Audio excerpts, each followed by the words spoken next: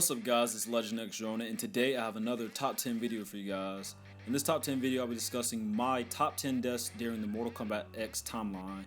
Now these are deaths that kind of made me surprised or kind of made me mad that they happened, and also ones that I felt were kind of necessary to the story. A lot of these deaths were mainly like from the comics, and as we know, the comics are canon, and some of these deaths did play a big impact in the Mortal Kombat X story. So before I go ahead and get started with this video, I'm gonna go ahead and let you know now this video is nothing but spoilers. So if you haven't read the comics or played the MKX story, you're welcome to go ahead and leave. With that being said, let's go ahead and get started with number 10 on my list, Quan Chi. Now, Quan Chi, who did not know that this was coming? Like, we knew eventually that this was gonna happen. Basically, Quan Chi was the one that killed Scorpion's clan and family, so we knew eventually when Scorpion found out that he was gonna come after Quan Chi and basically kill him. So, you know, I kind of saw this death coming. Like I said, like this is pretty obvious of something that was gonna come. I didn't think he was gonna end up coming and kill him though once they like captured him, but at the same time though, I did see this coming. I'm happy for Scorpion that this actually did happen, or should I say Hanzo, now that he's human again. He actually finally got to have his vengeance again, have his vengeance for Quan Chi killing his clan and his family. So I do feel like that this was necessary for the story. Not just that, I feel like it's going to seriously play a huge impact on the story now that Quan Chi's dead, because as you know, like Raiden said, they can't revive them now that Quan Chi is killed. But honestly, I do feel like they're going to find some kind of way around it. So you never know what could happen, and who knows, we might possibly one day get Quan Chi again. Alright, moving on to number 9 on my list, we have Havik. Now, I was not expecting Havik to be the main villain into the Mortal Kombat X comics. Now, once Reiko did die, though, it was pretty obvious that he was going to be the main villain, though, in the comics. I wasn't expecting him to be the mastermind behind all this. I did think that the whole time that Reiko was kind of like pulling the strings and everything, and that everything was going the way that he was trying to make it. I really wasn't expecting him to die neither, because as we already know, he's the only Chaos Realm character that we know of, and we didn't get a chance to play him in the new timeline, so I didn't expect them to actually kill him off, because I kind of thought that Havik was kind of like Scorpion, how he can kind of, even if he dies, he can respawn back to life. So it wasn't really expecting Quan Chi to actually be the one to kill him, because basically after Scorpion ripped his head off and brought him to the Netherrealm, he gave it to Drahmin and Molach, and then Quan Chi came in and just crushed his head. So that kind of came out of nowhere. I kind of thought that maybe he was just going to be a head for a while, and you know, eventually he will regenerate, but no, he did get his face crushed in. So that was kind of surprising to me, but I do feel like maybe one day we might see Havik again, because like I said, I do think he is like Scorpion where he can regenerate again, so you never know. And not to mention, like I said, he wasn't playable in this timeline, and I would like to see him playable considering he was the only Chaos Realm character. Alright, moving on to number 8 on my list, we have Molach and Drahmin. Now, I definitely was not expecting these two to even show up, let alone get killed, but I had a feeling that Molach was gonna die, because you already know, like in Quan Chi's intro with like pretty much anyone, sometimes he will walk in with Molach's head. So I pretty much knew that Molach was dead, but we kind of didn't know how he was dead. But the comic, they did later on show us how he died. I was not expecting him to have died by katana, but basically what happened was they failed to bring Scorpion back to Netherrealm, so out of rage, Quan Chi had Katana chop off Molach's head, and then he basically just destroyed Drahmin, just crushed him. So it was kind of unexpected to see them get killed off, because just like Havik, these characters weren't playable in the new timeline. So yeah, kind of unfortunate for them, but who knows, also these characters could possibly come back, you never know. So moving on to number 7, we have Sektor. Now, I definitely wasn't expecting Sektor to die. Well, like, I knew eventually that there was a possibility he would die, considering that Sub-Zero wanted to fix the Lin Kuei, but I wasn't expecting him to die so soon and not be playable again. Like, he had it coming to him in a way, because, like I said, he took over Lin Kuei and made them all cyborgs, but I wasn't expecting it to happen so soon. And not to mention, like, I thought it would at least happen maybe like in the game story, not just thrown off in the comic, because not everybody's gonna read the comic. But now he is dead, and like we actually kind of already knew in the MKX story though before in the comic when it happened, because in Scorpion's chapter in MKX, you see that Sektor's head is sitting on the table, and Sub-Zero's talking about how he had to kill Sektor and everything. So I didn't really expect it, but I do feel like it was necessary for the Link Wave, because now Sub-Zero can come in and fix the Link Wave, which he did, and it was really necessary to the story. But it does suck that he died. He was a good character, and he was one of the few cyborgs that we had in the game. So I don't know if they might bring more cyborgs into the game, or will that be it for them. Moving on to number 6 on my list, we have Kobra. Now this was kind of unexpected and kind of just thrown in. Like, it's not exactly known that he is dead, because what happens is when you have Aaron Black and you match him up against Kano, he will tell Kano, like, the Black Dragon. He's like, yeah, I think I killed one, Kobra. And then he said something bad to him. I can't remember what he said, but the fact that this is in there, like, I do feel like Kobra is dead. Some people are like, you can't believe all intros, but you already see what happened with Molach. He did bring in Molach's head, and then later in the comics, they showed how Molach died. So I do feel like when they continue the comics, maybe Aaron Black might have like an origins chapter, like how some other characters did, and maybe they might show how Kobra actually got killed. Like, Kobra is really not that popular of a character, so it wouldn't surprise me to see him get killed off, because so far what it seems like is that a lot of the unpopular characters are being killed off into the comics. So maybe we might find out if he truly did die, but I'm betting pretty much that he did die. Moving on to number 5 on my list, we have Reiko. Okay, so we already kind of could figure that he was gonna die. Like, Reiko was the main villain in the comics. I really like the story that they gave him though. I really was hoping in a way that he wouldn't die, or that maybe he might be into the Mortal Kombat X game, because the story that they gave Reiko was just completely different than what they really originally had for him in the original timeline. I'm like, him becoming a blood god was beyond cool, and I wasn't expecting it to like be something that what it actually was, and it was really cool. So it would have been cool to actually see him be in the game, but the way he died, I definitely wasn't expecting it either.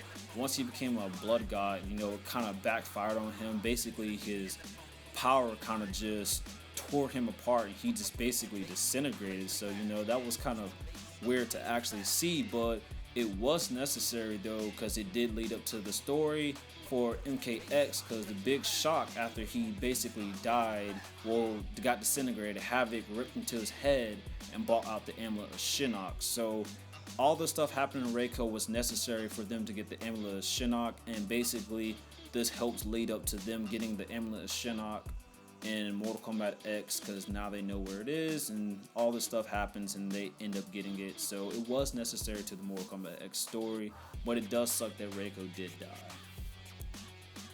Moving on to number 4, we have Kintaro. Now, this threw me way off. I was nowhere expecting Kintaro to actually die. It actually really made me mad. Definitely because like how unexpected it was. I'm like, it was cool to actually finally see Kintaro interact in comics, because he don't really say much. Like in MK9, I don't even know if he even had dialogue. So I'm like, he came into the comics, he was helping Shiva and everything. He was one of her generals.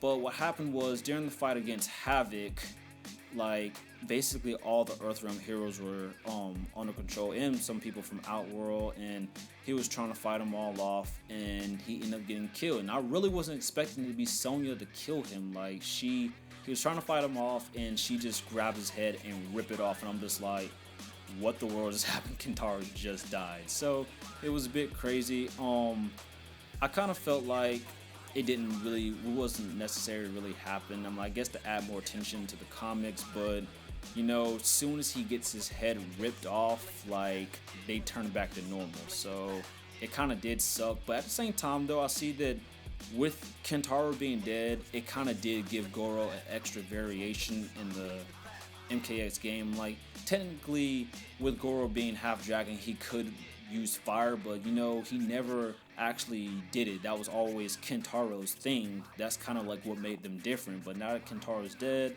you see that Goro now has a variation where he's using fire. So I guess it was kind of necessary to kill him off.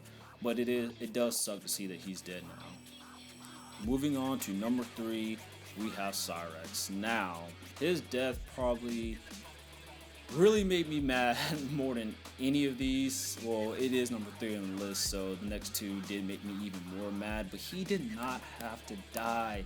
I mean, like, if you guys were paying attention to any of my previous videos, when we first got the teaser pick for the Kombat pack, I did think that he was going to be in the Kombat pack. I thought that he was the 3rd silhouette, but now I know that I do believe that is Fujin.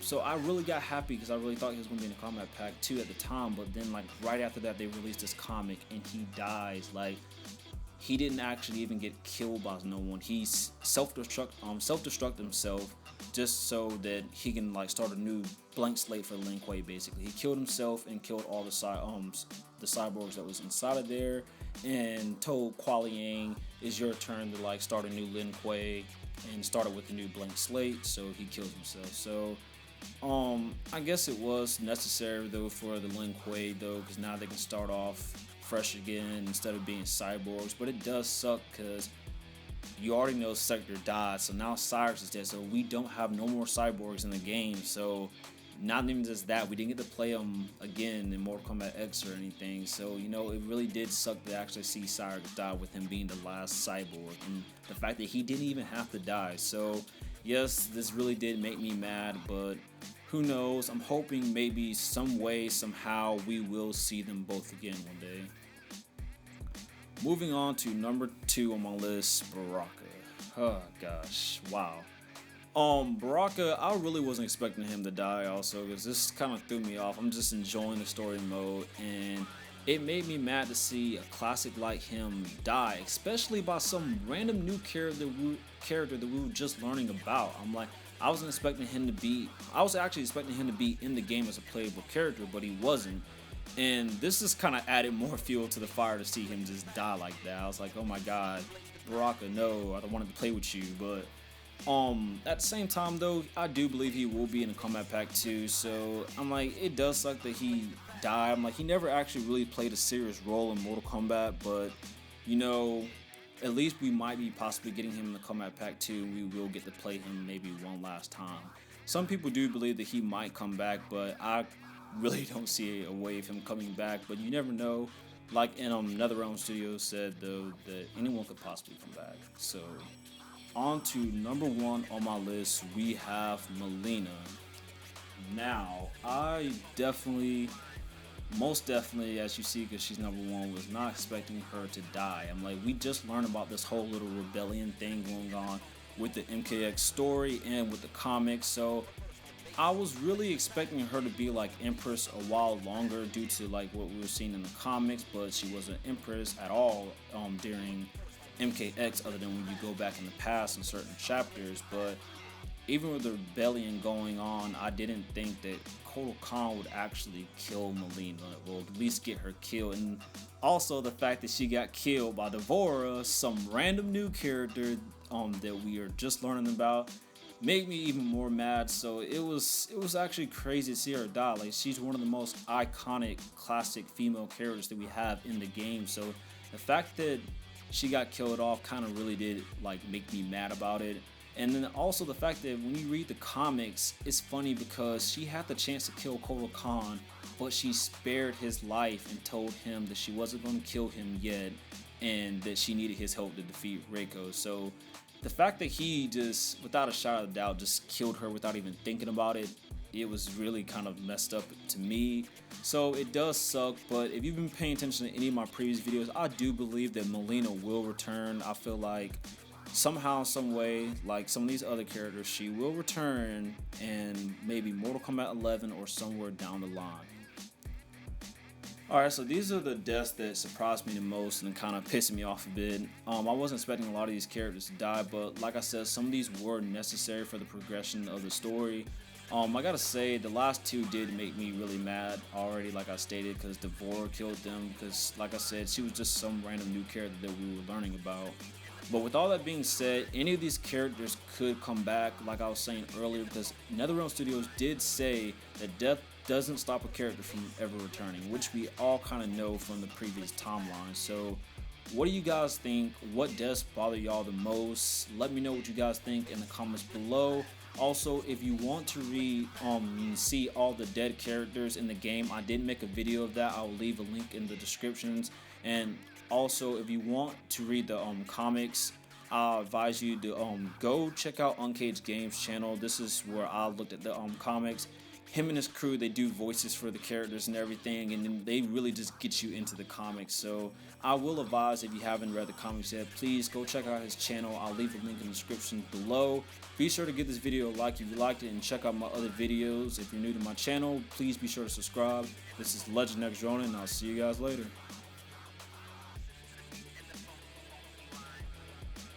So on to number 3, we have new Cyrax.